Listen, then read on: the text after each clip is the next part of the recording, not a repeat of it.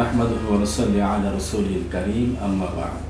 কাছের ও দূরের দেশ ও প্রবাসে যে যেখান থেকেই আমাদের দেখছেন সকলকে প্রীতি ও শুভেচ্ছা জানিয়ে শুরু করছি ফাল্গুনী টিভির নিয়মিত আয়োজন এসো কোরআন সুন্নাহর পথে।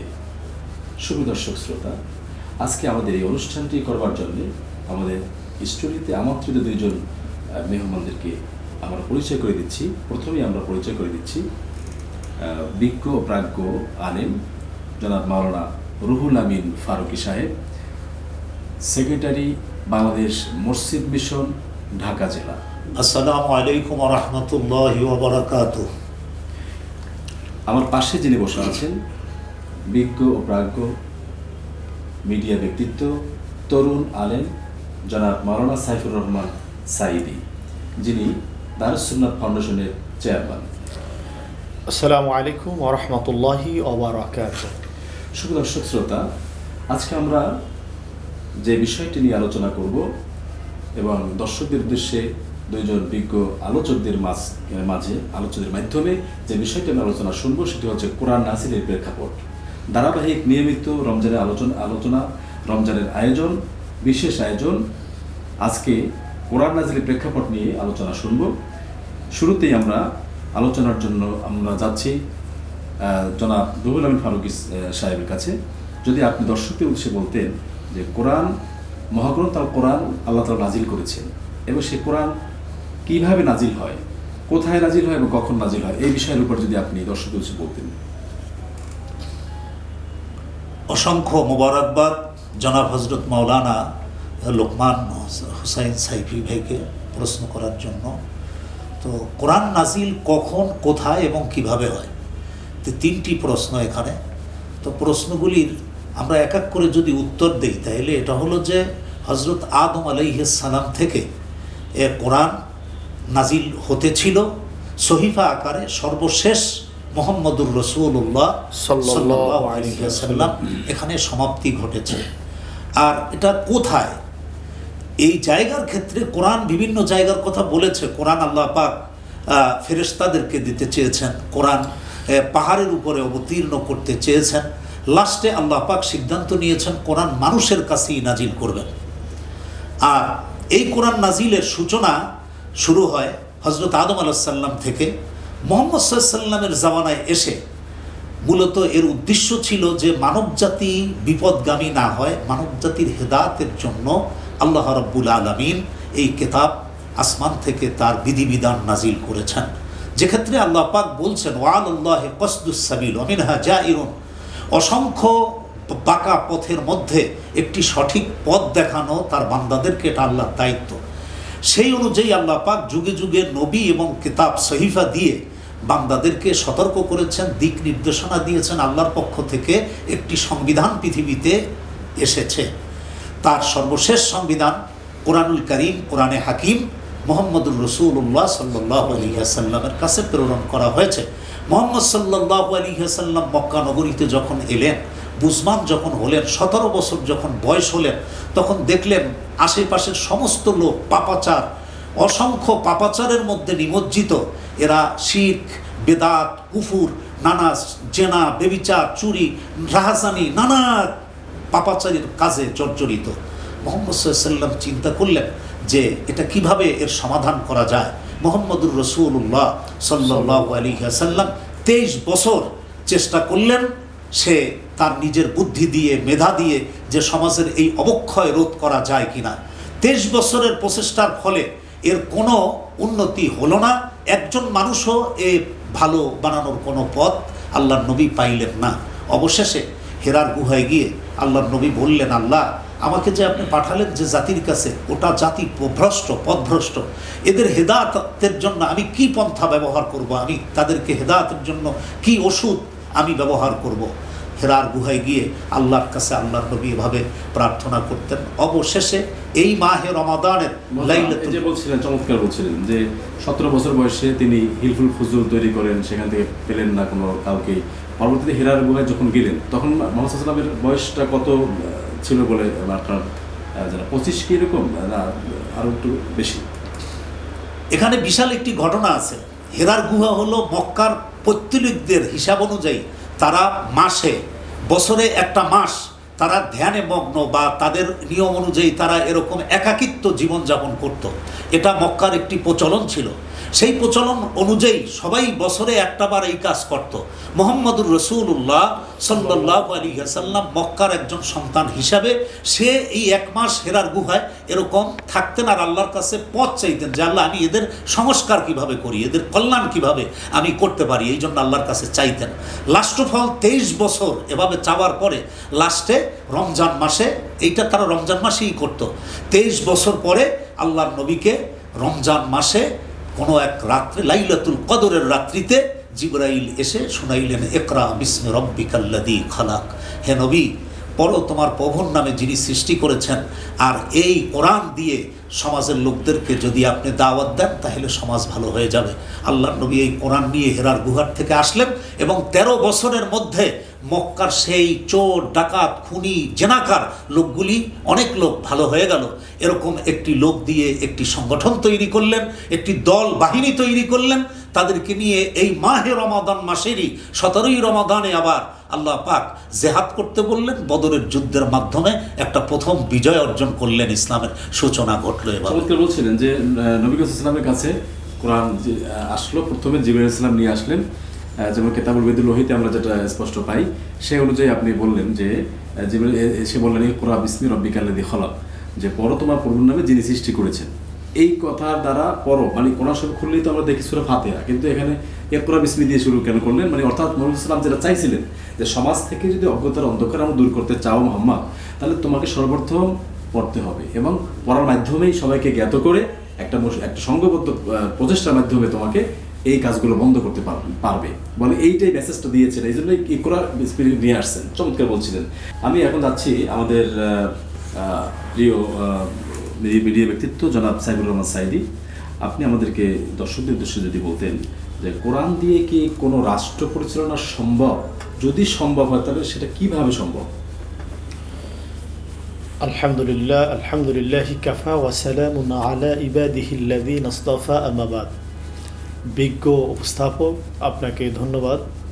আপনি মাহে রমজানে রমজান রিলেটেড একটি বিষয় নিয়ে এসেছেন যেটি অত্যন্ত গুরুত্ববহ। যেহেতু মাহে রমজান কোরআন নাজিলের মাস, এই মাসে কালামে হাকিম নাজিল হয়েছে, অতএব এই কোরআন নাজিলের প্রেক্ষাপট, কোরআন নাজিলের উদ্দেশ্য, এটা আমাদের প্রতিটি মুসলমানের জানা ইমানি দায়িত্ব। কেননা আল্লাহ রসুল সাল্লাল্লাহু আলাইহি ওয়াসাল্লাম বলছেন, তলাবুল ইলমি ফারিদাতুন আলা কুল্লি মুসলিম, অর্থাৎ দ্বীনি ইলম শিক্ষা করা প্রত্যেক মুসলমানের উপরে কি করে দিয়েছেন? আল্লাহ ফরজ করে দিয়েছেন। কিন্তু আমরা এমন একটা দুর্ভাগা জাতি, আজকে এত বড় চমৎকার একটি কিতাব পেলাম, সংবিধান পেলাম, যেটি দ্বারা আমার জীবন কর্ম, আমার রাষ্ট্র, আমি সকল কিছু পরিচালনা করব, কিন্তু সেই কোরআন আমরা পড়তে জানি না। এই জন্যে এই বিষয়টি অবতারণার জন্য আমি এই টেলিভিশনের কে এবং উপস্থাপক মহোদয়কে আমার অন্তরের অন্তঃস্থল থেকে আবার মোবারকবাদ জানাচ্ছি। আপনি অত্যন্ত একটি চমৎকার প্রশ্ন আমাকে করেছেন যে কোরআন দিয়ে কিভাবে আমরা রাষ্ট্র পরিচালনা করব। আল্লাহু আকবার কাবীরা। আমি যদি পূর্বের দিকে একটু ফিরে যাই, প্রেক্ষাপট নিয়ে একটু কথা বলে আমি আসতেছি, যেটি হলো রসুল আরবি সাল্লাল্লাহু আলাইহি ওয়াসাল্লাম, যে আমার বিজ্ঞ আলোচক বলছিলেন যে রসুল আরবি সাল্লাল্লাহু আলাইহি ওয়াসাল্লাম 23 বছর ধ্যান করেছেন, খেয়াল করেছেন। কারণ এটা হলো মক্কার একটি ঐতিহ্য। মক্কার যে ছেলেরা রয়েছে তারা প্রতি বছর 1 মাস 15 দিন বা 2 মাস ধ্যান করতেন, খেয়াল করতেন। রসুল আরবি সাল্লাল্লাহু আলাইহি ওয়াসাল্লাম জন্মের পর থেকে, কারণ রসুল আরবি সাল্লাল্লাহু আলাইহি ওয়াসাল্লাম যখন দুনিয়াতে আগমন করেন তার পূর্বেকার যে দুঃশাসন, জুলুম, নির্যাতন, নিপীড়ন, মানুষ অন্ধকার ছায়াতলে নিমজ্জিত ছিল, আল্লাহ রাব্বুল আলামিন রহমত করে রহমাতুল আলামিনকে দুনিয়াতে প্রেরণ করলেন। তিনি ছিলেন তখন সকলের কাছে আল আমিন, তিনি ছিলেন সকলের কাছে বিশ্বাসী, তিনি ছিলেন সকলের কাছে আমানতের পাত্র। কিন্তু যখন রসুল আরবি সাল্লাল্লাহু আলাইহি ওয়াসাল্লাম গারে হেরায় ধ্যান শুরু করলেন, এই ধ্যান করতে করতে করতে করতে যখন তার বয়স 40-এ উপনীত হলো, তখন আল্লাহ রাব্বুল আলামিন তাকে ওহী দিলেন। এই ওহীতে প্রথম যে আয়াত দিলেন সেটি হলো ইকরা বিসমি রব্বিকাল্লাযী খালাক। যখন এই ওহী নাজিল হলো, আল্লাহ রসুল সাল্লাল্লাহু আলাইহি ওয়াসাল্লাম ভয় পেয়ে গেলেন, তার ভিতরে ভীতি সন্ত্রস্ত চলে আসলো যে এমন একজন মানুষ তার কাছে হাজির হলো। আল্লাহ নবীর গায়ে জ্বর চলে আসলো। আল্লাহ রসুল সাল্লাল্লাহু আলাইহি ওয়াসাল্লাম খাদিজাতুল কুবরা রাদিয়াল্লাহু তাআলা আনহার সাথে এই বিষয়টি আলাপ করলেন, পরামর্শ করলেন যে আমার কী অবস্থা, আমার কাছে এমন একজন লোক এসেছে এবং এই বিষয়টি আমাকে বলেছে, এ করা পড়ো। আল্লাহ রসুল সাল্লাল্লাহু সাল্লামের এই কথা শুনে, আল্লাহ নবীর পরামর্শ শুনে খাদিজাতুল কুবরা রাদিয়াল্লাহু তাআলা আনহু তার চাচাতো ভাই ওরাকা ইবনে নওফেল, তিনি ছিলেন একজন বড় ধরনের ধর্মযাজক, তার কাছে গেলেন। সম্মানিত বিজ্ঞ আলোচক, আপনি যদি দর্শকদের উদ্দেশ্যে বলতেন যে কোরআন, আমরা জানি যে কোরআন হচ্ছে একটি দাস্তুর না, আমাদের সংবিধান। এই সংবিধান দিয়ে কোনো রাষ্ট্র পরিচালনা করা সম্ভব কিনা, আদৌ সম্ভব কিনা, যদি সম্ভব হয় তাহলে সেটা কীভাবে যদি একটু বলতেন। আসলে আপনি বলেছেন যে কোরআন হচ্ছে দাস্তুর না, কোরআন হচ্ছে সংবিধান। অতএব একটি রাষ্ট্র পরিচালনার জন্য একটি সংবিধান অতবিও গুরুত্বপূর্ণ। সংবিধান দিয়ে একটি রাষ্ট্র পরিচালনা করতে হয়, একটি দেশ পরিচালনা করতে হয়। এবং রসুল আরবি সাল্লাল্লাহু আলাইহি ওয়াসাল্লামের উপরে যখন কোরআন নাজিল হলেন, এরপরেই তিনি হলেন রাষ্ট্রপ্রধান।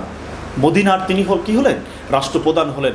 অতএব রসুল আরবি সাল্লাল্লাহু আলাইহি ওয়াসাল্লাম যখন রাষ্ট্রপ্রধান হলেন, তাহলে আমাদের আর বুঝতে বাকি নাই যে কোরআন নাজিল হয়েছে রাষ্ট্র পরিচালনার জন্য, এবং আমি কিভাবে রাষ্ট্র পরিচালনা করব, আমার নিজের জীবন কিভাবে সাজাবো, এর একমাত্র পন্থা রাস্তা হচ্ছে আল কোরআন। যেহেতু একমাত্র কোরআনই হচ্ছে আমার জীবন পরিবর্তনের কারণ, কারণ কোরআন এমন এক সংবিধান, যেই সংবিধান সম্পর্কে আল্লাহ রাব্বুল আলামিন কোরআন কারীম নাজিল করে বলে দিলেন, যালিকাল কিতাব লা রাইবা ফি, আমি তোমাদেরকে এমন এক কিতাব দিয়ে দিলাম, এমন এক সংবিধান দিয়ে দিলাম, এমন এক বই দিয়ে দিলাম, যেই কিতাবের মধ্যে কোনো সন্দেহের অবকাশ নেই। তো আমরা আমাদের জীবনটাকে আমরা কোরআন দিয়ে সাজাবো, কোরআন অনুযায়ী পরিচালনা করব, এবং এই ক্ষেত্রে আমাদের এই অল্প সময়ের ভিতরে সব মেসেজ দেয়া না গেলেও আমাদের যে মসজিদে ইমাম সাহেবরা রয়েছেন, আমি সকল জাতির উদ্দেশ্যে বলবো, আপনারা ইমাম সাহেবদের পরামর্শ নেবেন, খতিব সাহেবদের পরামর্শ নেবেন। যেহেতু কোরআন হচ্ছে এক মহাসমুদ্র, এই সংক্ষিপ্ত সময়ে এর পরিধি বলা সম্ভব নয়। আপনারা তাদের কাছ থেকে এই বিষয়ে জেনে নেবেন। আল্লাহ রাব্বুল আলামিন আমাদের জেনে শুনে বুঝে কোরআন অনুযায়ী আমল করার তৌফিক দান করুন। ধন্যবাদ সম্মানিত বিজ্ঞ আলোচক। আপনি আলোচনায় বলছিলেন যে জিবরাইল আমিন হেরা গুহায় আসলেন, এসে ইকরা বিসমি রাব্বিকাল্লাযী খলাকাল ইনসানা মিন আলাক, ইকরা রাব্বুকাল আকরাম আল্লাযী আল্লামা বিল কলাম আল্লামাল ইনসানা মা আলাম ইয়ালাম। এই যে 5টি আয়াত চাদরে অঙ্কিত নিয়ে আসলেন, আসার পরে তিনি যে তাদের মাঝে যে কথোপকথনটা হলো, এখানে আপনি আলোচনা করছিলেন, যদি সেখান থেকে আপনি দর্শকদের আবার বলতেন। আলহামদুলিল্লাহ, সম্মানিত উপস্থাপক, আপনাকে অনেক অনেক মোবারকবাদ। খুব গুরুত্বপূর্ণ বিষয় নিয়ে আমরা আলোচনা করতেছিলাম। হযরত জিবরাইল আলাইহিস সালাম, আমাদেরকে মনে রাখতে হবে, তিনি আল্লাহর পক্ষ থেকে বাণী কোরআন নিয়ে নবীজির কাছে আসলেন, সূরা আলাকের প্রথম 5 আয়াত। কিন্তু নবীজির উদ্দেশ্য ছিল কি? আল্লাহর নবীর উদ্দেশ্য ছিল যে একটা অসভ্য সমাজ, একটা বর্বর জাহিলি সমাজের মানব গোষ্ঠী, অসভ্য মানব গোষ্ঠী ভালো কিভাবে বানানো যাবে, এইটা ছিল তার চাওয়া। এর উত্তরে আল্লাহ পাক জিবরাইল পাঠাইয়া প্রথম যে সবক দিলেন, প্রথম ক্লাস সবক, সেই সবক হচ্ছে ইকরা বিসমি রব্বিকাল্লাযী খলাক। প্রথম শব্দ হলো পড়ো। তাহলে কি পড়বে? এখানে 2টা মেসেজ দেওয়া হয়েছে। পড়ো রবের নামে, তার মানে তোমাকে তোমার রব যা দেয়, রব হচ্ছে যিনি লালন পালন করে। গোলাম, আমরা জানি গোলাম মালিকের পারমিশন ছাড়া গোলাম নিজের ব্যক্তিত্ব দিয়ে সে চলতে পারে না, তার নিজের কোনো অস্তিত্ব গোলামের থাকে না। গোলাম চলবে তার মালিকের কথা অনুযায়ী, এইটাই হলো আসল কথা। তো আল্লাহকে যদি আমরা রব বা গোলাম মালিক হিসাবে মানি, তাহলে আমরা হইলাম গোলাম। গোলাম রবের কথা অনুযায়ী চলবে। এই মেসেজটা তার নবীকে দেওয়া হয়েছে যে রব্বিক আল্লাজি, সেই রবের নামে পড়তে হবে। খালাক, যিনি সৃষ্টি করেছেন তিনি রব, তারই মেসেজ। এক্ষেত্রে কোরআনুল কারিমে আমরা যদি যাই, আপনি একটু আগে প্রশ্ন করছিলেন যে বিভিন্ন প্রশ্নে এগুলো আসে যে আল্লাহ রাব্বুল আলামিন কোরআনুল কারিমে অন্যত্র বলে দিয়েছেন যে ওয়ামান লাম ইয়াহকুম বিমা আনজালাল্লাহ, আমার দেওয়া বিধিবিধান, আমার দেওয়া নিয়ম কানুন বাদ দিয়ে যারা অন্যটা মানে, তারা হলো জালিম, তারা কাফির, তারা ফাসিক। এরকম অনেক কথা আল্লাহ পাক কোরআনুল কারিমে বলেছেন। তার মানে গোলামকে আল্লাহর বিধান অনুযায়ী চলতে হবে। তাহলে 1 নম্বর মেসেজ পেলাম যে আল্লাহ পাক বলছেন যে হে নবী, আপনি আপনার রবের কথা অনুযায়ী চলবেন, রব কি বলে এইটা। দ্বিতীয় হলো আল্লাজি খালাক। এই খালাকাল ইনসানা মিন আলাক, এখানে বোঝানো হয়েছে আমি মানুষ কিভাবে সৃষ্টি করেছি। মানুষ তার নিজের সৃষ্টিটা আগে বুঝতে হবে। এটা হলো প্রথম ক্লাসের পড়া। কারণ সে তার সৃষ্টি, নিজের অস্তিত্বই যদি বুঝতে না পারে, তাইলে সে তার রবকেও চিনতে পারবে না, অন্য কোনো কিছুর ব্যাপারে তার অভিজ্ঞতা থাকবে না। এই জন্য প্রথম পর আল্লাহ পাক দিয়েছেন যে মানুষ কে সৃষ্টি করেছে এটা আগে ফাইনাল হোক, আর কে সৃষ্টি করেছে, রবকে আর মাখলুককে, এইটা 5 আয়াতে এইটাই আল্লাহ পাক বুঝিয়েছেন। মুহাম্মদুর রাসূলুল্লাহ সাল্লাল্লাহু আলাইহি ওয়াসাল্লাম এই ওহী নিয়ে বেরিয়ে এই প্রথম, দ্বিতীয়, তৃতীয়, আল্লাহ যেভাবে ধাপে ধাপে 23 বছর পরে কোরআন নাজিল হয়েছে, একদিনে কোরআন নাজিল হয় নাই, ধাপে ধাপে কোরআনের আয়াতগুলা নাজিল হয়েছে, নবীজি সাহাবা ইকরামদেরকে শুনিয়েছেন। ওমরের মতো এত বড় জাহিল সেও ইসলাম গ্রহণ করেছে, সে তার মত ছেড়ে দিয়েছে, জেনা ছেড়ে দিয়েছে, ব্যভিচার ছেড়ে দিয়েছে, অন্যায় কাজ ছেড়ে দিয়ে মক্কার সেই খারাপ লোকগুলি স্বর্ণের মানুষে পরিণত হয়ে গেছে। সেই কোরআন এ মাসে, মাহে রমজানে নাজিল হয়েছে। আমরা যদি সেই কোরআনকে ফলো করি, আমরা বিভিন্ন দল মত, বিভিন্ন ব্যক্তি, আকাবের, পীর, মাশায়েখ এগুলি বাদ দিয়ে যদি আমরা কোরআনের দিকে মুতাওয়াজ্জা হই, কোরআনকে যদি আঁকড়ে ধরি, তাহলে এ জাতির আবার সেই হারানো ঐতিহ্য ফিরে পেতে পারে। আমি এই জন্য সেটাই চাচ্ছি। বিজ্ঞ আলোচক খুব সুন্দরভাবে বলছিলেন, তন্ময় চিত্তে শুনছিলাম। ওমান আরাদান বিক্রি ফাইনাল ওমা ইসাদ দঙ্কা, যে কোরআনের নসিহত বা জিকির থেকে যারা গাফেল থাকবে, বিমুখ হবে, আল্লাহ তাদের জীবনকে সংকীর্ণ করে দেবেন, দুনিয়ার জীবন কিয়ামতের মধ্যে তাকে অন্ধ করে উঠাবেন। তাহলে কোরআনের নসিহত আমাদের মানতে হবে, কোরআন নসিহত মতোই আমাদের জীবন পরিচালনা করতে হবে। চমৎকার বলছিলেন। সর্বশেষ প্রশ্ন বিজ্ঞ আলোচক সাইফুর রহমান সাইদি, আপনি যদি দর্শকদের উদ্দেশ্যে বলতেন যে রমজান ও কোরআন বান্দার জন্য সুপারিশ করবেন কিয়ামতের ময়দানে, এবার সেটা কোন বান্দার জন্য সুপারিশটা করবেন? বিজ্ঞ উপস্থাপক, রমজান মাস, আপনি একটা চমৎকার প্রশ্ন করেছেন যে রমজান এবং কোরআন কিয়ামতের দিন সুপারিশ করবে। এখানে তো স্পষ্ট একটা বিষয় আপনারা জানতে পেরেছেন এবং আমাদের দীর্ঘ আলোচনায় আমরা বিষয়টি নিয়ে এসেছি। যেমন আল্লাহ রাব্বুল আলামিন হাদিসুল কুদসির মধ্যে বলছেন যে আস-সাওমু লি ওয়া আনা আজিজি বিহি, সাওম কেবল আমার জন্য, আর এর প্রতিদান আমি আল্লাহ নিজ হাতে দিব। তো অতএব এখানে যে এই রোজা রাখার কারণে, রোজা যে আপনার অন্যতম একটা সুপারিশ, এতে করে আর বোঝার কোনো বাকি নেই। এরপরে এই রোজাদারের জন্য আল্লাহ রাব্বুল আলামিন জান্নাতে একটি গেট বানাবেন, তোরণ বানাবেন, যেটি অন্য আর কারোর ব্যাপারে বলাও হয় নাই এবং কোনো আমলের সম্পর্কে বলাও হয় নাই। একমাত্র রোজাদারের সম্পর্কে বলা হয়েছে যে যারা রোজা রাখবে এবং আল্লাহর সন্তুষ্ট অর্জনের জন্য, আল্লাহকুম তাত্তাকুন, অর্থাৎ খোদাভীতি অর্জন করবে, আল্লাহকে ভয় করবে এবং ভীতির সন্তুষ্টর সাথে রোজা পালন করবে, আল্লাহ তাদের জন্য একটা গেট বানাবেন, যে গেটটার নাম হচ্ছে বাবে রয়্যান। ওই রয়্যান দিয়ে শুধুমাত্র রোজাদাররাই প্রবেশ করবে। অতএব আমরা স্পষ্ট বুঝতে পারলাম যে রোজা যে আমাদের সুপারিশ করবে, এতে কোনো সন্দেহ নেই। নাম্বার 2 হচ্ছে কালামে হাকিম। কালামুল্লাহ হচ্ছে আল্লাহর কালাম, আল্লাহর বাণী। কিয়ামতের ময়দানে যারা কোরআনকে সহিভাবে পড়তে পারবেন, কোরআন অনুযায়ী যারা জীবন পরিচালনা করবেন, কোরআনকে মানবেন, কোরআন অনুযায়ী রাষ্ট্র পরিচালনা করবেন এবং কোরআন দিয়ে জীবন করবেন, তারাই কিয়ামতের দিন কোরআনের সুপারিশ পাবেন। এতে কোনো সন্দেহ নাই। আল্লাহ আমাদেরকে জেনে শুনে আমল করার তৌফিক দান করুন। ধন্যবাদ বিজ্ঞ আলোচক, চমৎকার আপনি বলেছিলেন। শুভ দর্শক শ্রোতা, আমরা অনুষ্ঠানের একদম শেষ পর্যায়ে চলে এসেছি। আমরা প্রতিদিন এই বিশেষ আয়োজন দেখার জন্য আমন্ত্রণ জানিয়ে আজকের মতো এখানে বিদায় নিচ্ছি। সকলের শুভকামনা এবং সবাই ভালো থাকুন, সুস্থ থাকুন, সুন্দর থাকুন সেই প্রত্যাশায় শেষ করছি।